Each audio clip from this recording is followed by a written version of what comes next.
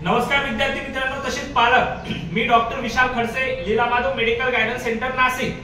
विद्यार्थी मित्रांनो, तुम्ही जर आपल्या YouTube चॅनलवर जर हा फर्स्ट टाइम व्हिडिओ बघत असाल तर चॅनलला सबस्क्राइब करून ठेवा, जेणेकरून जी काही आम्ही महत्त्वपूर्ण अपडेट सांगू ही तुमच्यापर्यंत पोहोचेल। आणि जर तुम्हाला आमच्या फ्री व्हॉट्सअप ग्रुप मध्ये जर जॉईन व्हायचं असेल तर डिस्क्रिप्शन मध्ये लिंक दिलेली आहे, तिथे जाऊन तुम्ही जॉईन होऊ शकता, जेणेकरून जे काही फ्री अपडेट असतील हे आम्ही तुमच्यापर्यंत फ्री ऑफ कॉस्ट पोहोचू। आणि 2024 साठी जरी कोणत्याही विद्यार्थ्याला काउन्सिलिंग जॉईन करायचे असेल तरी काउन्सिलिंग जॉईन करणं, बुकिंग घेणं हे चालू आहे, तरी सुद्धा तुम्ही जॉईन करू शकता। चला तर आज आपला जो महत्त्वाचा टॉपिक आहे त्यावरती आपण चर्चा करणार आहोत की कितीपट योग्य आहे, कोर्टाचा निकाल येणार आहे का आणि स्पॉट ऑन होणार आहे का, आणि जर विद्यार्थी थांबले तर त्यांचं नुकसान तर होणार नाही, थांबणं योग्य असेल का, असे काही आपले प्रश्न आहेत। आणि बऱ्याच विद्यार्थ्यांचे पालकांचे मला कॉल आले की सर आम्ही थांबूया की आम्ही रिपीट करूया, की तुमच्या म्हणण्यानुसार तुमचा जो व्हिडिओ असतो हा एकदम जे काय आहे ते तुम्ही लीगली सांगता, बरेच पेरेंट्स बरेच काउन्सिलर वगैरे सांगता की कोर्टची परमिशन येणार नाही, असं होईल तसं होईल।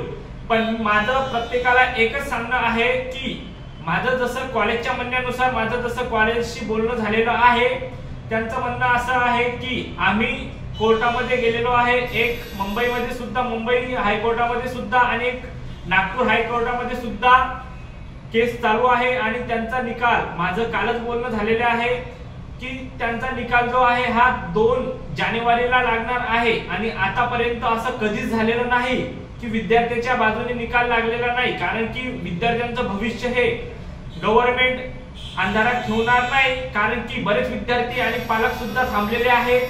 तितपरच एवढंही खरं आहे की आपल्यासाठी, विद्यार्थ्यांसाठी आणि पालकांसाठी सुद्धा खूप प्रयत्न चालू आहे। कॉलेजवाल्यांचा सुद्धा, कॉलेजवाले सुद्धा त्यांचं नुकसान सहन करून घेणार नाही, कारण की जे NCISM असेल, जे की आयुष मंत्रालय आहे, जे कॉलेजला परमिशन देते, ते परमिशन देणारे सुद्धा तेच आहेत।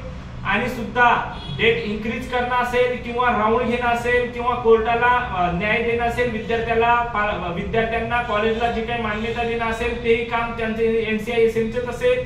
कारण की यांना जर परमिशन द्यायची नसती तर त्यांनी जी काही कट ऑफ डेट 30 नोव्हेंबर होती ती दिल्यानंतर या कॉलेजला यांना LOP असेल, जी मान्यता असते आयुष मंत्रालयाची, ती दिली नसती। तर तितपरच हेही खरं आहे की 99% नाही पण 100% सुद्धा असे चान्सेस आहेत की कोर्टाची परमिशन ही येईल आणि ही विद्यार्थ्याच्या बाजूनेच निकाल लागेल। आणि एवढ्या विद्यार्थ्यांचा कॉल मला येतो, सर आम्ही जर थांबलो आणि वेट केला तर पॅकेज काय असेल, तर पॅकेजचा आता कुठल्याही व्यक्तीला सध्याच्या परिस्थितीमध्ये सांगता येणार नाही, कारण की स्पॉट राऊंड होतो का एक परत स्टे व्हॅकन्सी राऊंड होतो, सर्व गोष्टी ह्या त्याच्यावर डिपेंड असतील। आणि जर स्पॉट राऊंड जर झाला तर हे आता कॉलेजवाल्यांच्या हातात सर्व गोष्टी असतील, स्पॉट राऊंड जरी गव्हर्नमेंटचे रूल्स रेग्युलेशन असतील। आणि एवढंही खरंच आहे की जेही कॉलेजवाले कोर्टामध्ये गेले असतील, सध्या ते खर्च करतात, पैसा त्यांचा खर्च होतो, एवढंही खरंच आहे। थोडंसं तुम्हाला बजेट जे असेल ते बजेट थोडंफार बजेट मायनस प्लस करावं लागेल आणि कुठेतरी ऍडजस्टमेंट, महाराष्ट्रात ऍडमिशन करायचे असेल तर महाराष्ट्रात तुमचं थोडंफार बजेट ठेवलं पाहिजे। तुमचा 250 प्लस जर स्कोर असेल तर बजेट त्यांचं कमी जरी असेल तर चालेल, पण 250च्या खाली ज्या विद्यार्थ्यांचा स्कोर असेल तर त्यांचं बजेट हे मी तुम्हाला व्हिडिओ मध्ये सांगू शकत नाही। तुम्ही पर्सनली मेसेज किंवा कॉल करून मला विचारू शकता, तेवढंच मी तिथपर तुम्हाला कळवे। आणि काही कॉलेज जे आहेत की जे की बुकिंग वगैरे घेत आहे, पण ते कोणत्या बेसवर बुकिंग घेत आहे, कसे ऍडमिशन तुमचे करून देतील, ते कोर्टच्या आधारावर तुमचे ऍडमिशन करून देतील का कुठल्या प्रकारचे डायरेक्ट ऍडमिशन होतात, हे आहे, हे सर्व तुम्हाला मी पर्सनल कॉलवर मला कॉल करा, मी तुम्हाला इन्फॉर्मेशन सर्व देतो। आणि हा, ज्याही विद्यार्थ्याला कुठं बाहेर अदर स्टेट मध्ये ऍडमिशन घ्यायचं असेल, कर्नाटक असेल, MP असेल, तर बऱ्याच विद्यार्थ्यांचे फोन येतात, सर आम्हाला असे काउन्सिलर आहेत, कन्सल्टंट आहेत, जे की आम्हाला कॉल करतात आणि ऍडमिशन आम्ही कर्नाटकामध्ये, MP मध्ये, गुजरातमध्ये करून देतो। तर ते सध्या कुठल्याच परिस्थितीमध्ये तुमचे ऍडमिशन होणार नाही, कोणालाही बळी पडू नका, तुमची फसवणूक होऊ शकते। कारण की 1-2 दिवसाआधी मला सुद्धा एक पालघरच्या व्यक्तीचा कॉल आला, अशी एकाची फसवणूक झालेली आहे।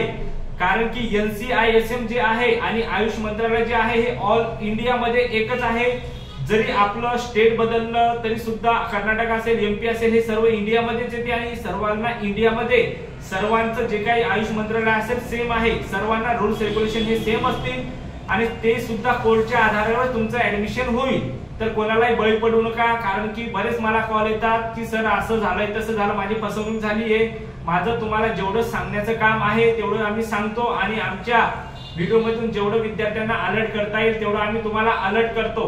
बघा, एवढी आजची अपडेट असेल। कोणाला जर आपला व्हिडिओ आवडला असेल आणि जर तुम्हाला महत्त्वपूर्ण अपडेट वाटली असेल तर एक वेळेस तुमच्या मित्रांना असेल, तुमच्या परिवारामध्ये असेल, कोणी मित्र परिवारामध्ये कॉलेज याच्यामध्ये सुद्धा कोणी नीटची तयारी करत असेल त्यांना हा व्हिडिओ शेअर करा किंवा सबस्क्राईब करा आणि लाईक करा, जेणेकरून जी काही महत्त्वपूर्ण अपडेट असेल ही तुमच्यापर्यंत पोहोचेल। चला तर आज आपण इथं थांबूया। थँक्यू, धन्यवाद।